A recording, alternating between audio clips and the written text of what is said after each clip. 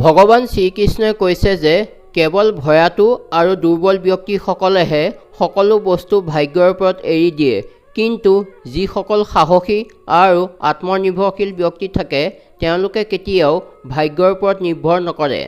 ভগৱান শ্ৰীকৃষ্ণই কৈছে যে সময় যেতিয়া সলনি হয় সকলো সলনি কৰি পেলায়, গতিকে ভাল দিনত অহংকাৰ কৰিব নালাগে আৰু বেয়া দিনত ধৈৰ্য হেৰুৱাব নালাগে।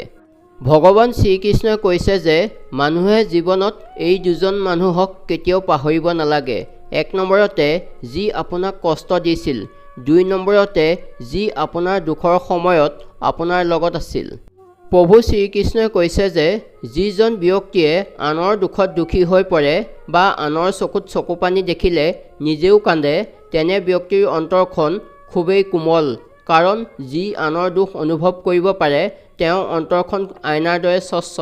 ভগৱান শ্ৰীকৃষ্ণই কৈছে যে জীৱনত ইমানেই ব্যস্ত হৈ যাওক যাতে দুখ, ভয়, ঘৃণা আৰু পস্তাবলৈ সময় নাথাকে। এনেই খালীকৈ বহি থকা ব্যক্তিজনহে জীৱনত দুখী থাকে। খালী মগজ শয়তানৰ ঘৰ। এনেই বহি থকা ব্যক্তিজনে অযথা কথা কিছুমান চিন্তা কৰি কেৱল দুখী হৈ থাকে।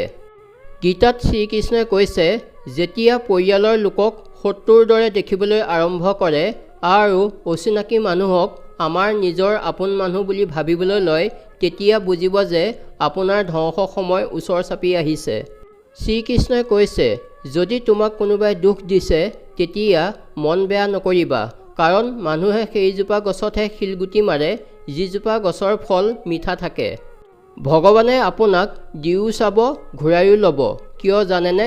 যাতে আপুনি সকলোবোৰ পাই অহংকাৰী হৈ নপৰে আৰু সকলোবোৰ হেৰুৱাই যাতে ধৈৰ্য হেৰুৱাই নেপেলায়। ধন্যবাদ।